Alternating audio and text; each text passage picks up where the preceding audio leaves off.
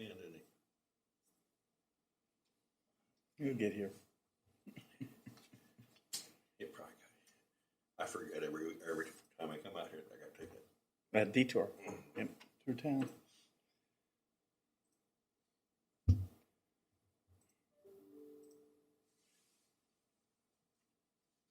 Here he is.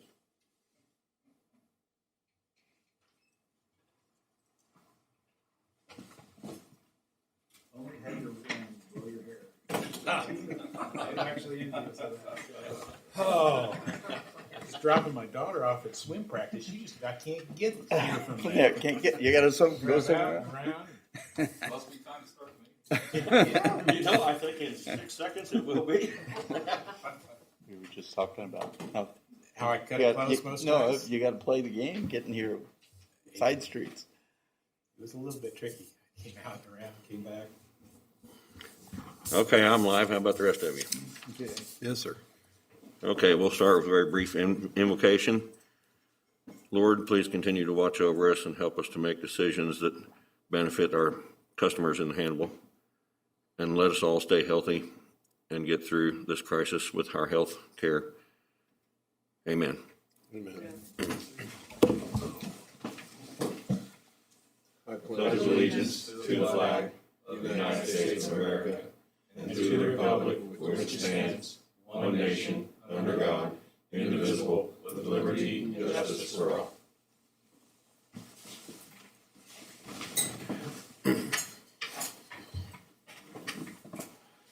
Okay. Do I have a motion on the consent agenda? So move. Second? All in favor? Aye. I don't see anybody signed up, but I'll ask anybody, have any comments from the audience? Mike being you're it. Okay.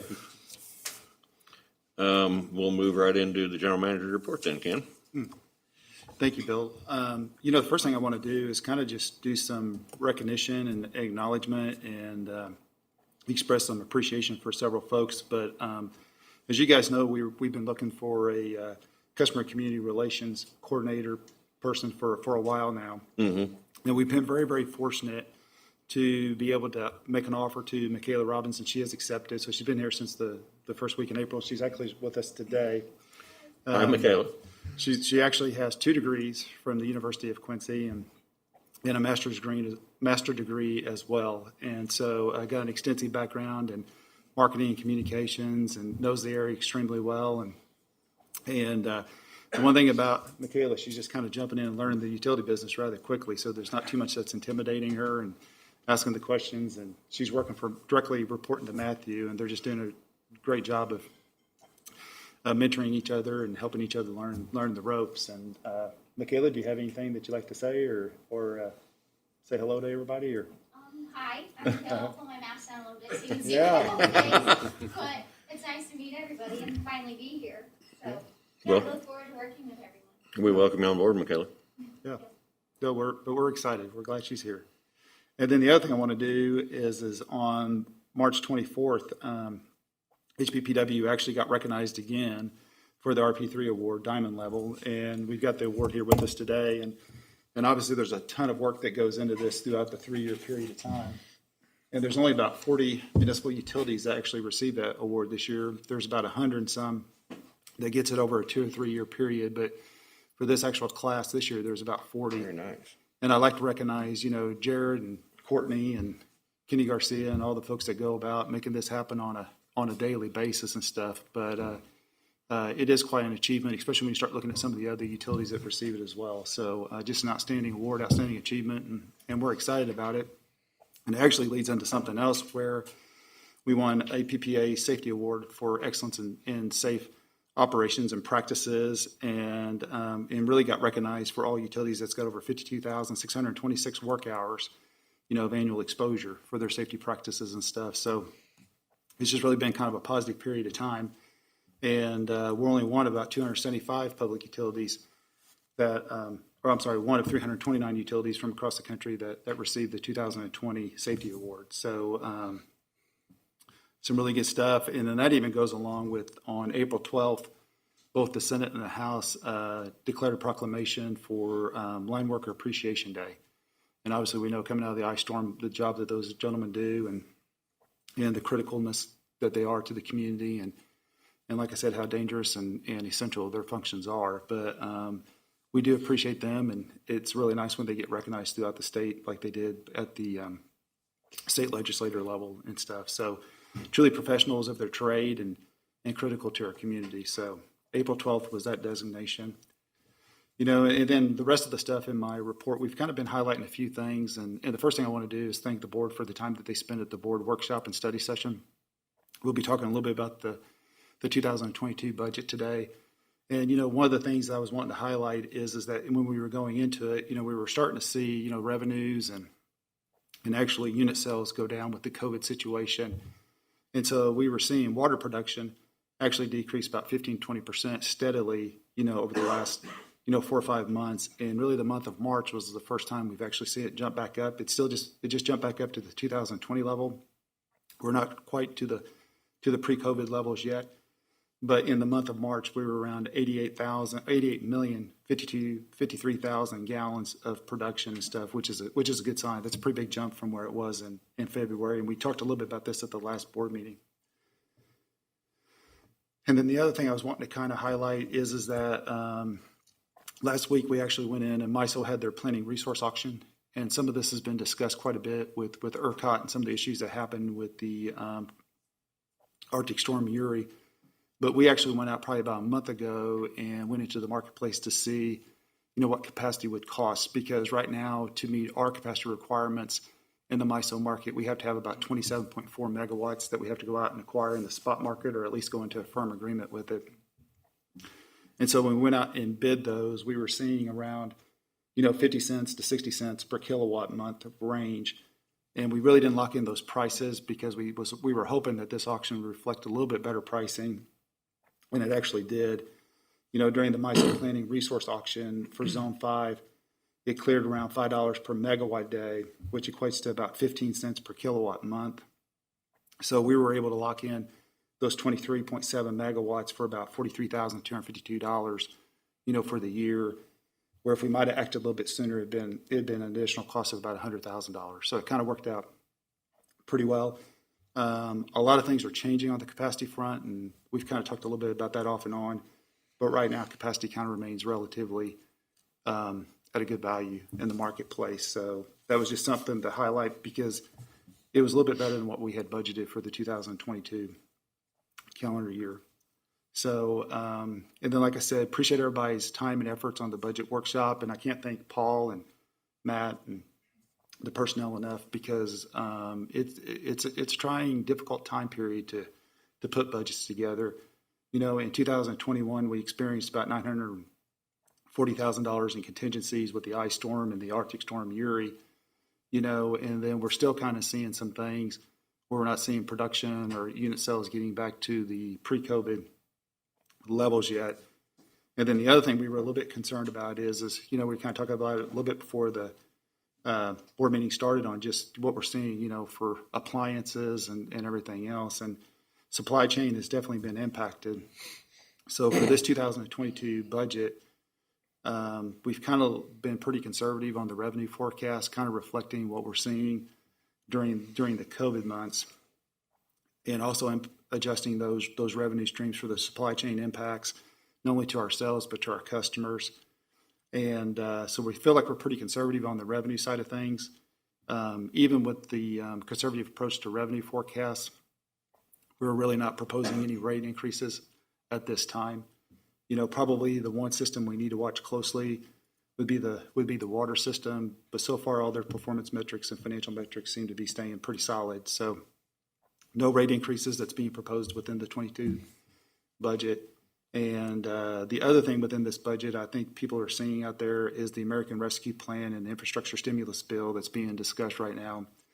And hopefully some positive things will come out of that for infrastructure. But we don't have anything really in this budget assumed or estimated on what those impacts might be. And then for the 2022 fiscal year, we did and Matt will be covering that in operations report. We actually are stepping up the maintenance on the GAC system and changing out the carbon in some of their cylinders. So the 22 budget's going to see a steady $350,000 increase in those O&M expenditures. And then 22 will actually be the first year that we see a $300,000 principal payment for the debt service. So that's something that's out there for the first time, and kind of looking at it, and you'll see those reflected in the numbers.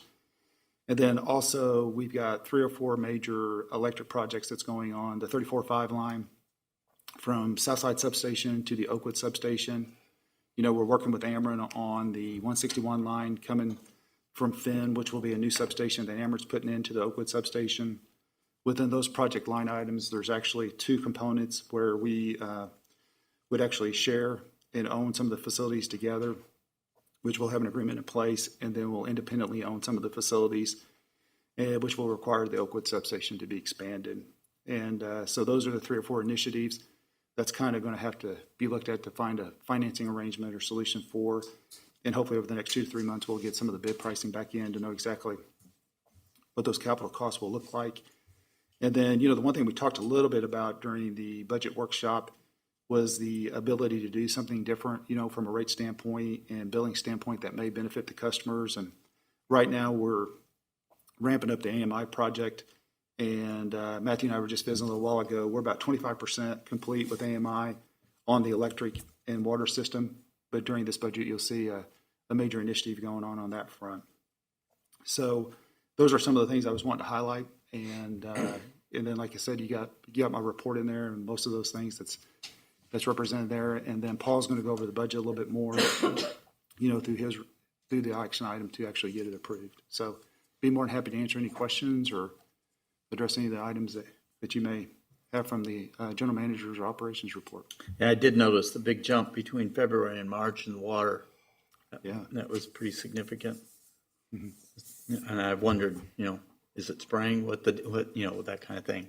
Or did it have anything to you do covered with cold temperatures and the water lines breaking in late February? Well, it would increase production with it, you know, and but really in March we didn't have that many main breaks. You know, I think we're experiencing a few more in April with the thawing, you know, the soil and some other things. But really, I don't think March had that many more losses than the prior March. Okay. So that's something that maybe Matt can address when he's doing the operations report as well. Sure. John? So, I don't have any questions. Done, Bill? Okay. Matthew, or Matt, I believe you're up. Good afternoon. Afternoon. Like Ken alluded to, big thing last month at the water treatment plant was the exchange of the media from vessels 7 and 8. They have been online since March of last year. Really could probably been replaced a little bit earlier, but we want to push it off to a little bit warmer weather since we're transitioning that stuff from being wet to the outside elements, so, and sticking in the trucks that they're going in. So that went off, went well. We had a few valves that had some issues with that we've worked with the manufacturer's rep to get those resolved. With the wet weather, we've had some issues with the I&I and Patchen Street area. It's something we're focusing on, and we've moved crews off of what we had initially planned for this year and have them searching for sources of I&I and hopefully be able to reduce the volume entering the system and prevent SSOs and reduce the runtime on the lift station that's down there. Stormwater side of things, Martin Street's wrapping up. The contractor was back in doing concrete restoration work. They were originally supposed to pave last week, but due to the wet weather we had the previous weekend, they couldn't get in there until Friday. And then they had issues with the batch plant, so they're actually down there paving today. It won't be open to all traffic until tomorrow morning, but then there's just minor cleanup work that needs to be completed by the contractor, and then we'll be able to close out that project. So, Very nice. North Street project, Corps of Engineers have bid out their portion that they're doing. They have a contractor that's been awarded the project. I'm not sure of their name yet. The Corps is supposed to be scheduling a meeting to give us an update. Again, that project will not start construction until October 1st. That was when a river level and potential rainfall events kind of cross paths and present the least amount of risk by opening up that storm sewer. Mm-hmm. And then, like Ken alluded to, we got some big electrical projects going on. The tie line between Oakwood and Southside, probably 95% complete on the plans. There are a few minor changes that Jared went over with the design engineer on, and they're working on completing. Hopefully, be able to go out to bid here within the next month. And then the FinSep substation connection,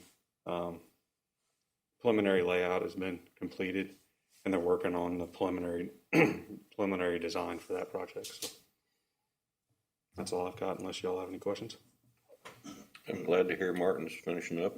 I'm sure those folks that live in the area be real happy with that too. I get some of them that are happy to see it completed, and others wish it wasn't completed just because of the increased traffic they'll see through there, just because of Yeah. the road being paved. I So can see that. they're used to it being closed down. So All right. No questions? Okay, thank you, Matt. thank you. Sounds great. Paul, I believe you're up.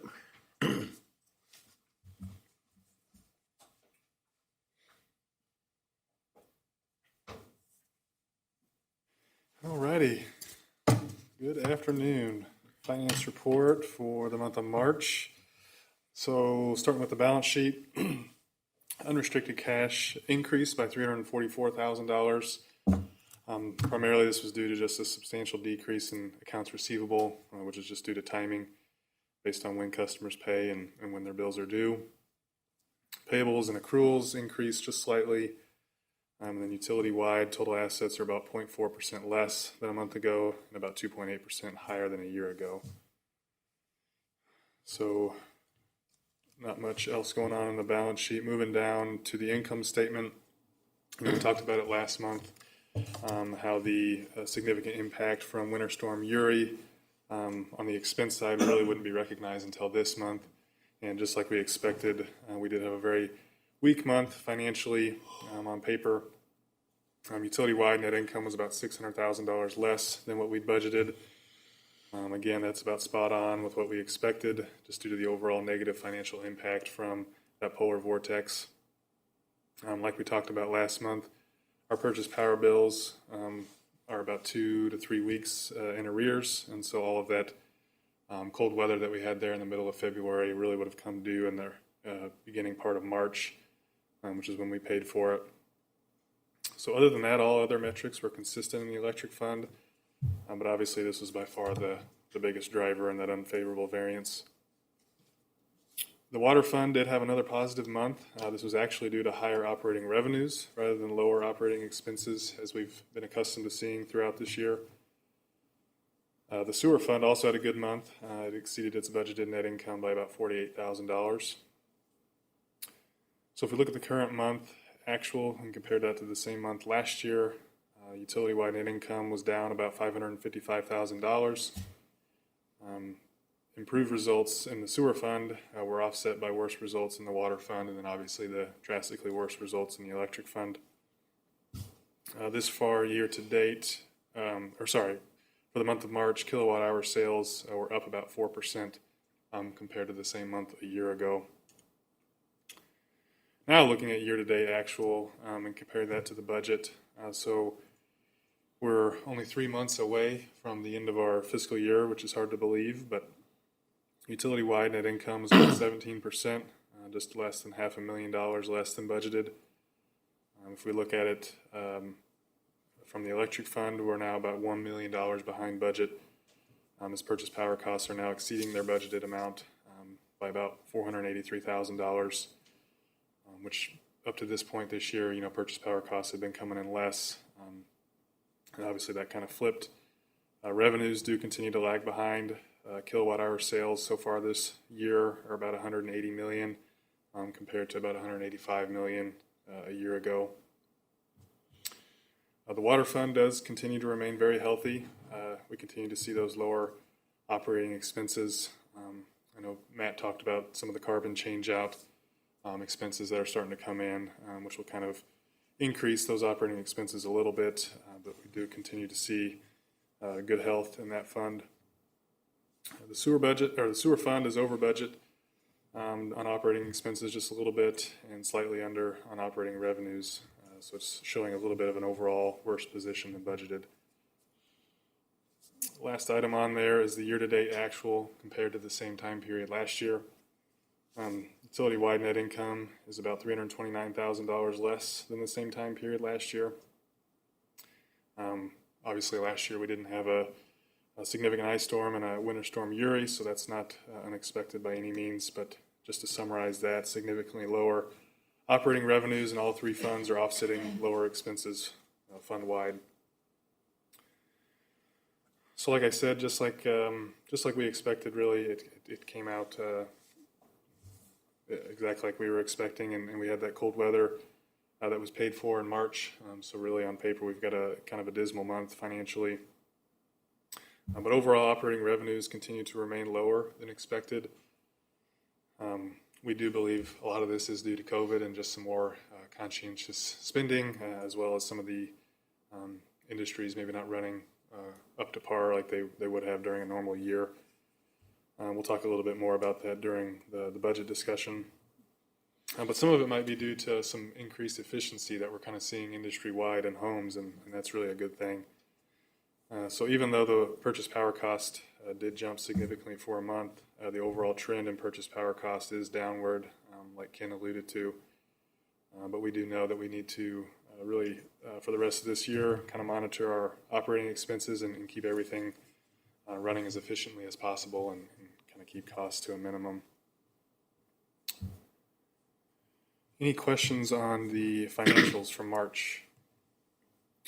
I don't have any. Do you, John? I don't know if this is a financials question or a customer service, but it looks that the number of accounts disconnected for non-payment were up significantly. And is that, you believe, just because of the policies not to disconnect people due to cold weather? Exactly, yeah, I would attribute all of that. Gosh, I bet February we were probably able to disconnect for maybe a week, if that. Yeah, Okay. in March it warmed back up, and so we kind of, went after disconnections again. Okay. Yeah, I don't have anything else. Okay. I did, before we go on to old business, I did want to touch, if I can find it. So we've got the check register in there for the month of March, and then I'll jump down to page 24. Is our cash reserve calculations. Just real quick, these are actually proposed kind of cash reserve calculations. A few years ago, we did have an entity come in, Utility Financial Solutions, that kind of revamped our cash reserve requirements. And the levels that they set are laid out there. It's about 12.3% of our budgeted operating expenses, 0.5% of historical investment in fixed assets, 90% of our annual debt service, 90% of our per-state capacity costs, and then 20% of our total 5-year capital plan projects, net of any bond proceeds.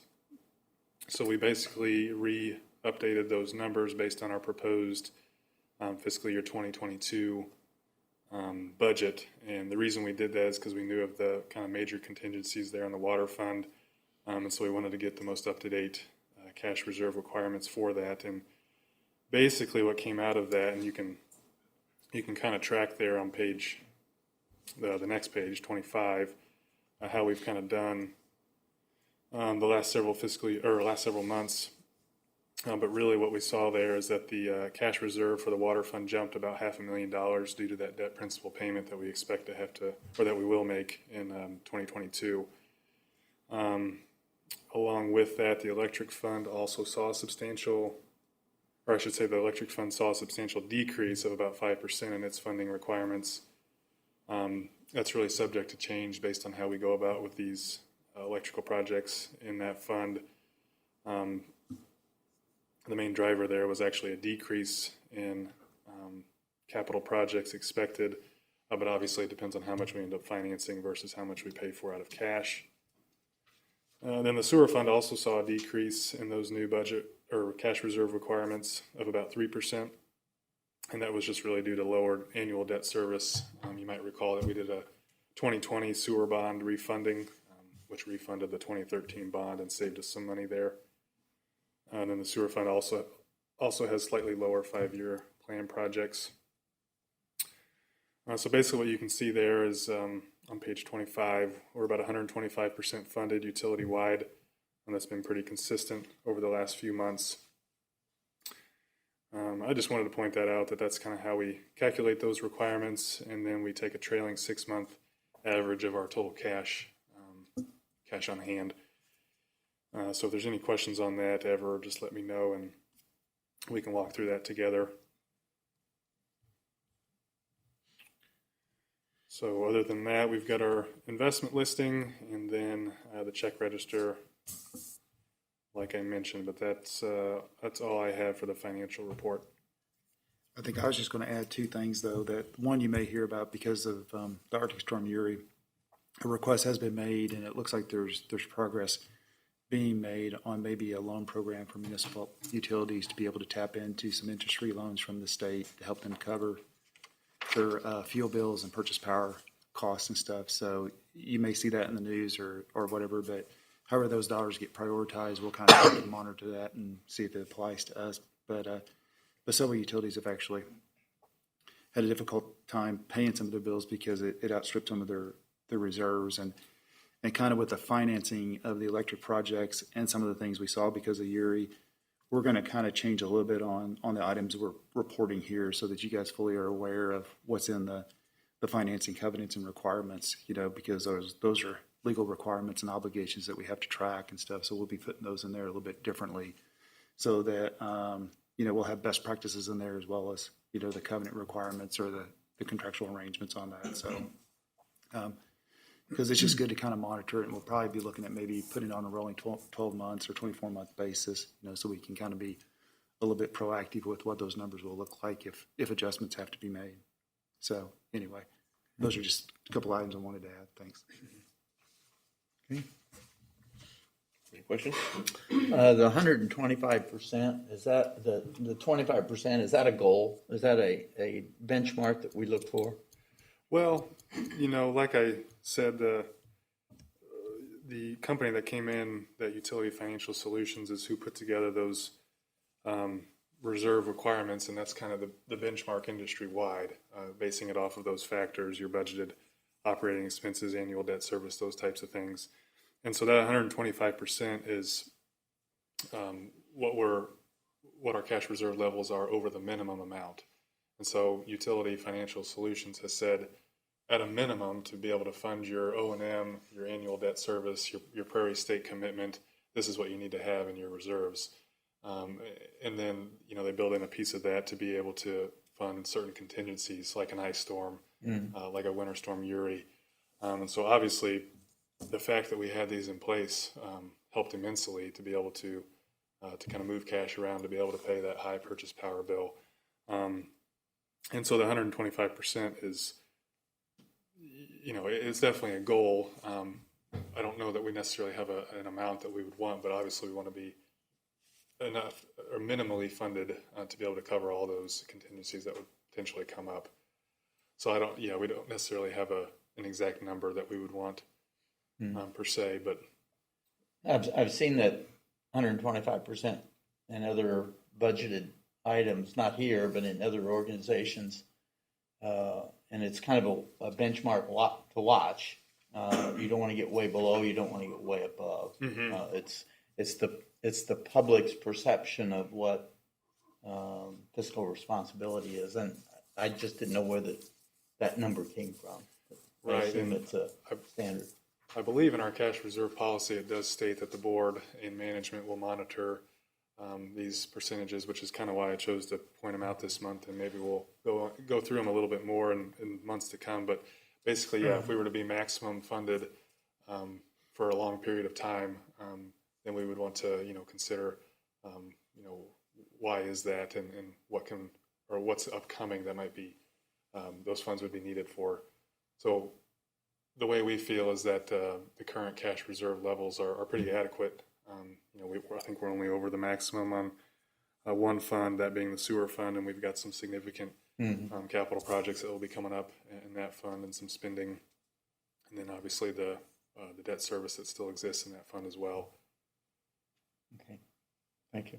And correct me if I'm wrong, but isn't it like 6 months to a year of total cash outlay in a fund is kind of the bellwether? try to Yeah. pull cash. You know, the Of one, expenditures. the days of cash, you know, of your O&M, yeah, I mean, Jared's right. There'll be 6 months or so where you have so much working capital that allows you to deal with, you know, contingency items. Debt service coverage ratio starts working into that as well on how you adjust your rates or revenue requirements. So the one thing about, you know, doing it this way is it gives you that range, just like what Bill was talking about, where it allows you to adjust and be flexible if you got a lot of capital improvement projects. Because the one thing we're even still looking at, you know, once we get the bids in for the electric projects, you know, do you equity finance some of it or do you finance all of it? What makes the most economic sense, you know, underneath those scenarios and stuff. So in some ways that just kind of helps keep your overall rates and revenue requirements, you know, stable and as low as possible, you know. So back to that, I mean, we want to be very good stewards of the customer's money and really don't want any more money than necessary.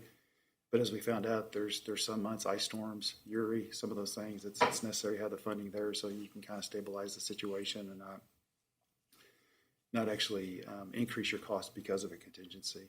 So. Thank you, Paul. Yeah, thank you. Okay. Next. I think he's up. You stay there. We ready for old business then? Mm-hmm. Okay, so the budget, yeah, like Ken said, thanks a lot for participating in that workshop last month. That was really good to be able to sit down and kind of go through that together, and hopefully you had maybe just a little bit of time to kind of look through it a little bit more. But I did want to kind of just re-highlight some of the things we went over again at a very high level. You know, we talked about each of the individual departments and who the supervisors are and kind of what they do and some of the costs that we can expect to see in each of those departments. We went over that, and that's kind of the core of our budget and breaking that out among each of those departments. We talked about some various assumptions that were made. You know, the revenues are based on a trailing 12-month actual. Like Ken said, at this time, we don't expect to do any rate increases for this next budget year. And then we did see a substantial increase in our budgeted amount in the electric fund from a revenue standpoint. Primarily that is due to our industrial class, and like we kind of talked about, that's a conservative estimate just based on what we've kind of seen out of our industrial customers and maybe some of them not quite running at full capacity last fiscal year. But there's still a lot of uncertainty, so we think a conservative estimate there is probably best. And then on the expense side, we talked about the fact that we factored in a little bit of inflation, which I think is probably guaranteed at this point with a lot of our costs. We talked about the 3% increase in wages for our union employees based on our MOU with the union, as well as an overall administrative wage increase with some of the positions that we'll have added, Michaela, and then a couple others that we're looking at.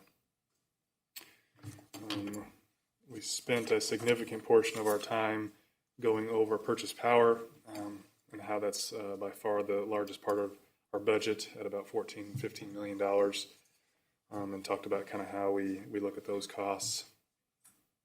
So really the results overall with our budget, where we're budgeting a company-wide net income of about $1.9 million. This is down a little bit from the $3 million that was budgeted last fiscal year. Again, the primary driver there is just those lower electric operating revenues that we've got budgeted. So really what we went over a couple weeks ago and today, there's only a couple couple changes that we made. In the electric fund, we did decrease purchase power costs about $80,000. Like Ken said, those capacity prices did come in last week, and they were favorable, and so we did lower purchase power costs just slightly. We also increased capital spending by about $450,000. This included adding a diesel generator for the water treatment plant. That would cost us about $500,000, and then we removed the line item for diesel generator control upgrades. These changes would be necessary if we did decide to surplus the generators. And then in the water fund, we did reduce capital spending by about $100,000. there, and that was just in the general infrastructure renewal and replacement line. Basically, we saw that we had a negative cash contribution, and so we decided to kind of focus our efforts on more projects that we actually had specified rather than just the general I&I renewal and replacement line item. So with those changes that we made, there was very little change to the bottom line, just a slight increase with the reduced capital spending in those changes. And I did want to point out just a couple things. I kind of did an overall summary there. Results are, with the exception of the electric fund, are mostly consistent in the other funds, water, sewer, and stormwater. We do continue to have some uncertainty in the stormwater fund just based on the timing of revenues and cash flow and things like that.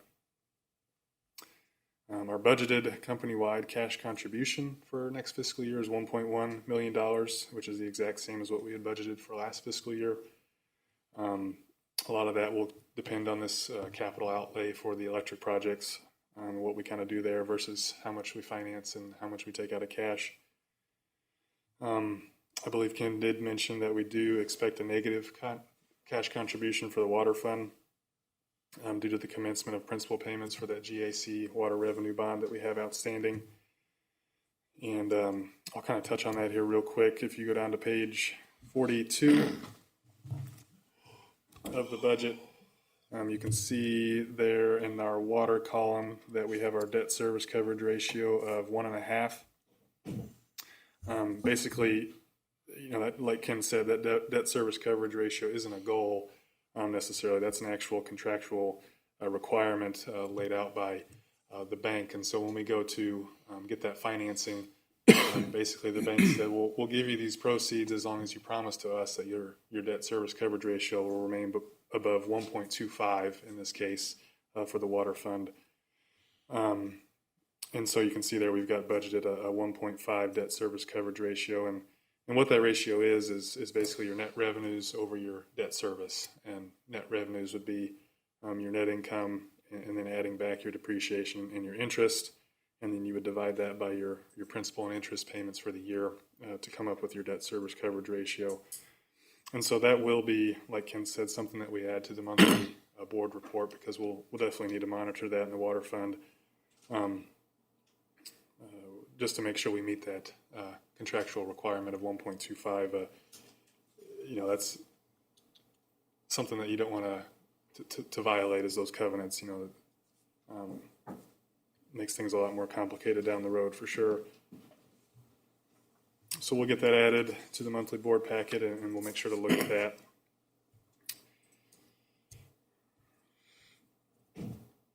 Other than that, I think at this time, I'll definitely field any questions, but ultimately, us as a management team do request that the board approve the budget as presented, unless there's any questions you'd like to go through or anything else.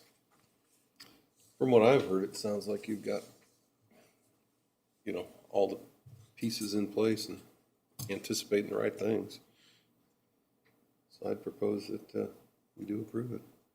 Second? All in favor? Aye. Aye. Okay. That motion passes. All right. Thank you very We are much. good to go, Paul.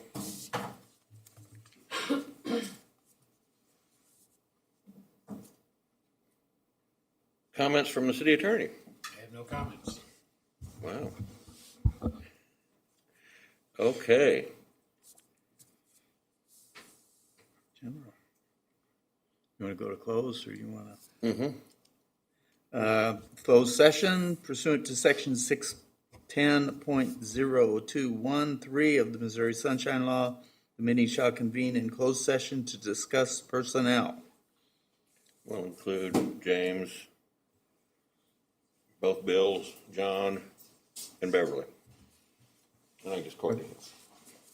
Thank you. Did you get a second? Any second? Should we include Ken? I don't think so. Okay. Second then. All in favor? Aye. Aye. We will move into closed session. Thank you all for coming and presenting your reports.